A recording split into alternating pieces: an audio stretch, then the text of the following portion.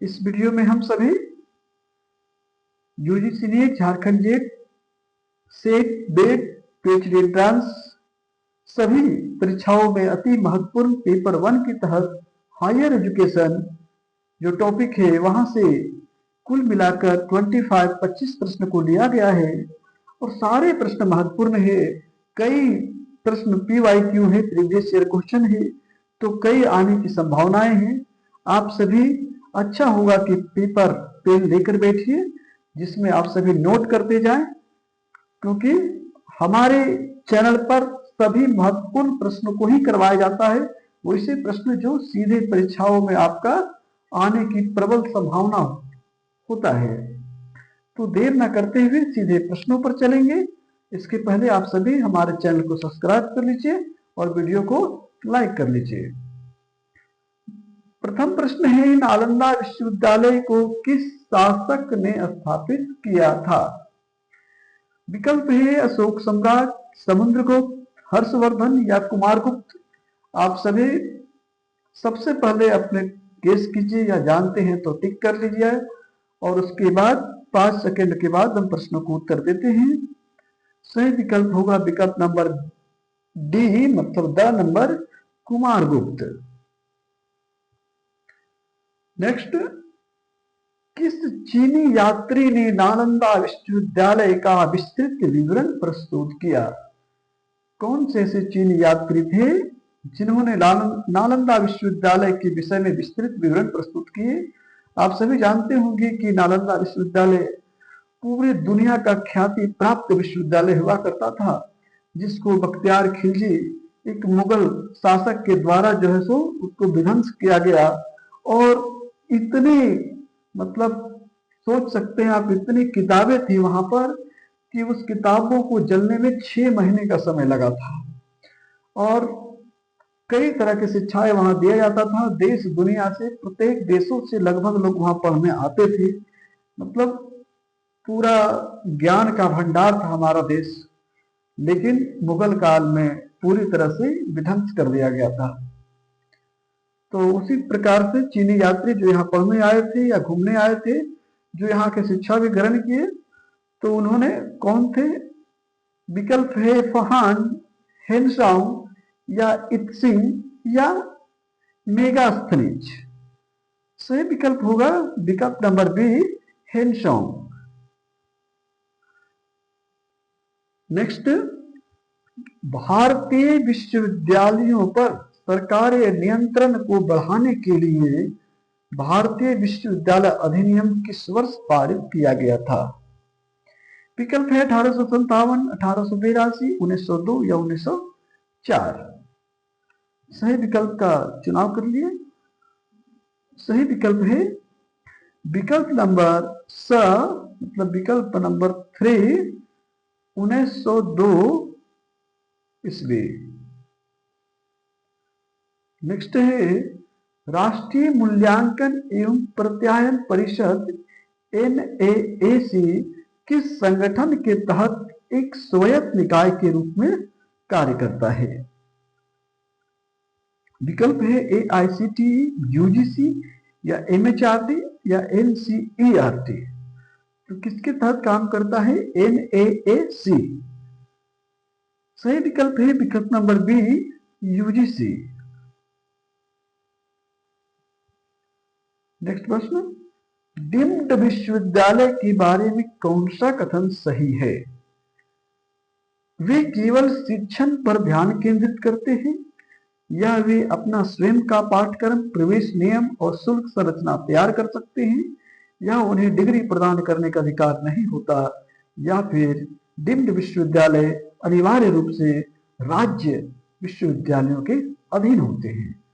सही विकल्प है विकल्प नंबर बी, वे अपना स्वयं का पाठ्यक्रम, प्रवेश नियम और शुल्क संरचना तैयार करते हैं, इतनी स्वतंत्रता उसे मिली हुई है।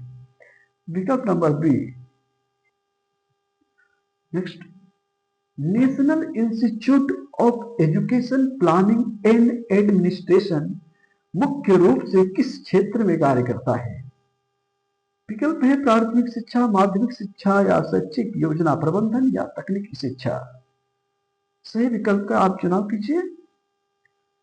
सही विकल्प होगा विकल्प नंबर स, शैक्षिक योजना और प्रबंधन। नेक्स्ट प्रश्न, national institutional ranking framework NIRF किस वर्ष लॉन्च किया गया था? विकल्प है 2014, 2015, 2016 या 2018। सही विकल्प का चुनाव कर लीजिए।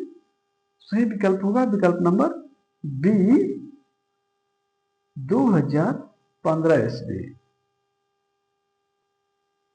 नेक्स्ट, NAAC संस्थानों का मूल्यांकन मुख्य रूप से कितने मापदंडों के आधार पर कार्य करता है? विकल्प है 5, 6, 7 या 8। तो कितने मापदंडों के आधार पर काम करता है, चुनाव कर लीजिए। सही विकल्प है विकल्प नंबर सी, 7। नेक्स्ट, स्वयं का 4/4 कौन से हैं? स्वयं से संबंधित प्रत्येक साल एक प्रश्न आ रहा है।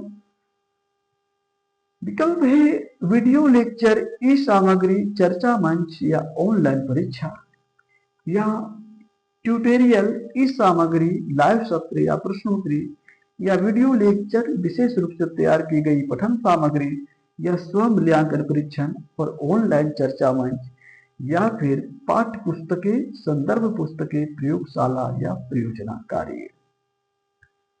सही विकल्प है विकल्प नंबर सी, वीडियो लेक्चर विशेष रूप से तैयार की गई पाठ्य सामग्री और स्व मूल्यांकन परीक्षण, ऑनलाइन चर्चा इत्यादि इसमें कराई जाती है। आगे है academic bank of credit, ACB। कभी कभी ACB का फुल फॉर्म आ जाता है।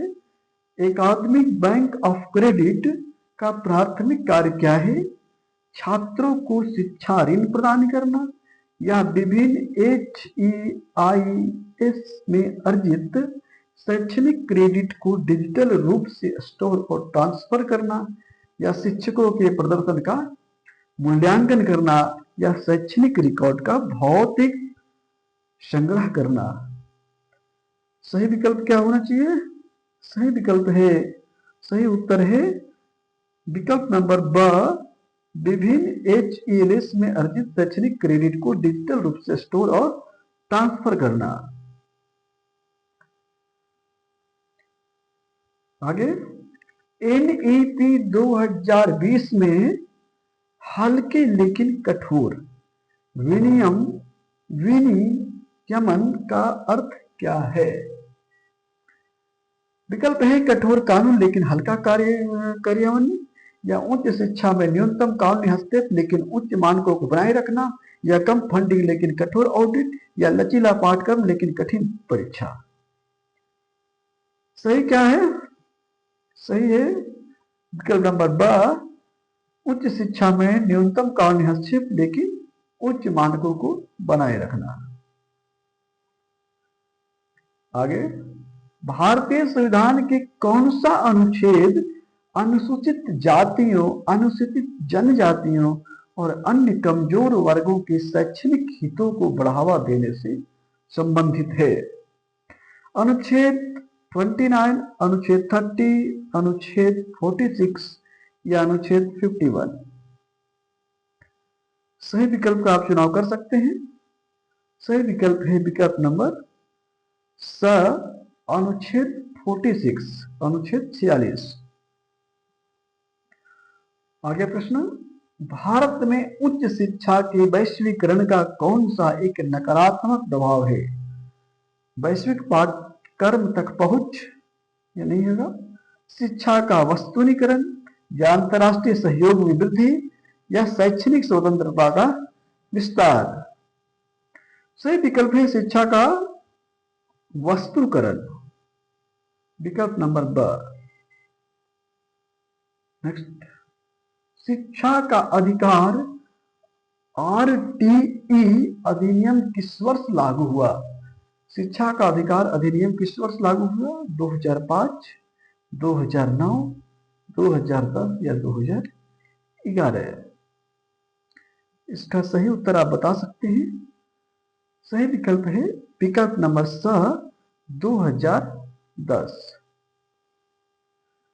प्रश्न नंबर 15 सकल नामांकन अनुपात की गणना कैसे की जाती है? सकल नामांकन अनुपात की गणना कैसे की जाती है? विकल्प है उच्च शिक्षा में नामांकित छात्रों की संख्या या संबंधित युवा वर्ग की कुल जनसंख्या, उच्च शिक्षा में नामांकित छात्रों की संख्या ऑब्लिक कुल साक्षर जनसंख्या, या कुल कॉलेजों के छात्रों की संख्या ऑब्लिक कुल स्कूल छात्रों की संख्या, या कुल शिक्षकों की संख्या ऑब्लिक कुल छात्रों की संख्या। तो सकल नामांकन अनुपात की गणना कैसे की जाती है आप सभी को बताना है। सही विकल्प है विकल्प नंबर अ उच्च शिक्षा में नामांकित छात्रों की संख्या ऑब्लिक संबंधित वायु वर्ग की कुल जनसंख्या। आगे, उच्च शिक्षा में गुणवत्ता और उत्कृष्टता के लक्ष्य को बढ़ावा देने के लिए यूजीसी द्वारा कौन सा कार्यक्रम शुरू किया गया? रूसा, या दीक्षा, या ज्ञान, या प्रसाद? सही विकल्प है विकल्प नंबर सी ज्ञान, global integrative of academic networks. आगे, योजना आयोग ने उच्च शिक्षा के क्षेत्र में सुधार के लिए किस समिति की रिपोर्ट पर विचार किया था? यशपाल समिति, या कोठारी कमीशन, या राधाकृष्ण कमीशन, या मुदालिया कमीशन? सही विकल्प है विकल्प नंबर ए यशपाल समिति। आगे प्रश्न नंबर 18 ज्ञान दर्पण क्या है? बहुत छोटा प्रश्न है पर कई बार परीक्षा में पूछा गया प्रश्न है। ज्ञान दर्पण क्या है? शैक्षणिक ई पत्रिका, या शैक्षणिक टेलीविजन चैनल, या दूरस्थ शिक्षा केंद्र, या मुक्त विश्वविद्यालय? तो ज्ञान दर्पण क्या है आप सभी बताइए इसको। सही विकल्प है विकल्प नंबर बी शैक्षिक television channel. Next, education is the manifestation of perfection already in man, मतलब शिक्षा मनुष्य में निहित पूर्णता की अभिव्यक्ति है, यह कथन किसका है? महात्मा गांधी, या स्वामी विवेकानंद, या रविन्द्रनाथ टैगोर, या सर्वपल्ली राधाकृष्णन? सही विकल्प का चुनाव कीजिए आप। सही विकल्प है विकल्प नंबर बी स्वामी विवेकानंद। आगे प्रश्न नंबर 20 कोठारी आयोग का आधिकारिक नाम क्या है? कोठारी आयोग का आधिकारिक नाम क्या है? विश्वविद्यालय शिक्षा आयोग, या माध्यमिक शिक्षा आयोग, या राष्ट्रीय शिक्षा और राष्ट्रीय विकास, या राष्ट्रीय शिक्षा आयोग? कोठारी आयोग आप सभी पढ़े होंगे। सही विकल्प होगा विकल्प नंबर स शिक्षा और राष्ट्रीय विकास। आगे, उच्च शिक्षा में अनुसंधान को बढ़ावा देने के लिए यूजीसी द्वारा कौन सी योजना चलाई गई? रूसा, स्ट्राइक, दीक्षा, या मोक्स? सही विकल्प है विकल्प नंबर बी स्ट्राइड, STRIDE। उसका फुल फॉर्म यहां दिया गया, आप सभी नोट कर लीजिएगा। आगे प्रश्न, नेशनल एकेडमिक डिपोजिटरी NAD का उद्देश्य क्या है? छात्रों के लिए ऑनलाइन पाठ्यक्रम प्रदान करना, या शैक्षिक पुरस्कारों डिग्री प्रमाण पत्र का डिजिटल भंडारण, या विश्वविद्यालय के पुस्तकालयों को डिजिटल बनाना, या शिक्षकों के लिए डेटाबेस तैयार करना? इस प्रकार से सही प्रश्न का चुनाव कीजिए। सही उत्तर का सही उत्तर हो जाएगा विकल्प नंबर बी शैक्षणिक पुरस्कारों डिग्री प्रमाण पत्र का डिजिटल भंडारण करता है, NAD। आगे प्रश्न नंबर 23। अंधेरे में हमें प्रकाश की ओर ले चलो, अंधेरे से हमें प्रकाश की ओर ले चलो, किस आयोग की रिपोर्ट का शीर्षक था? ये भी आय प्रश्न है यह। विकल्प है कलकत्ता विश्वविद्यालय आयोग, सेटलर कमीशन, या राधा कृष्ण आयोग, या कोठारी आयोग, या मैकाले मिनट्स। सही विकल्प है विकल्प नंबर अ, कलकत्ता विश्वविद्यालय आयोग, सेटलर कमीशन। नेक्स्ट प्रश्न। इसके पहले आप सभी नए मित्र, नए विद्यार्थी कोई देख रहे हैं हमारे चैनल को, इस वीडियो को, तो आप सभी से आग्रह है कि आप सब्सक्राइब कर लीजिए चैनल को और वीडियो को लाइक कर लीजिए। बहुत मेहनत से आप सभी के लिए ये तैयार करना पड़ता है भाई। तो नेक्स्ट, शिक्षा और संस्कृति को बढ़ावा देने के लिए यूजीसी द्वारा किस केंद्र की स्थापना की गई? विकल्प है HRDCS मानव संसाधन विकास केंद्र, या CEC, या इंटर यूनिवर्सिटी सेंटर, या स्वयं। सही विकल्प है विकल्प नंबर सी, इंटर यूनिवर्सिटी सेंटर।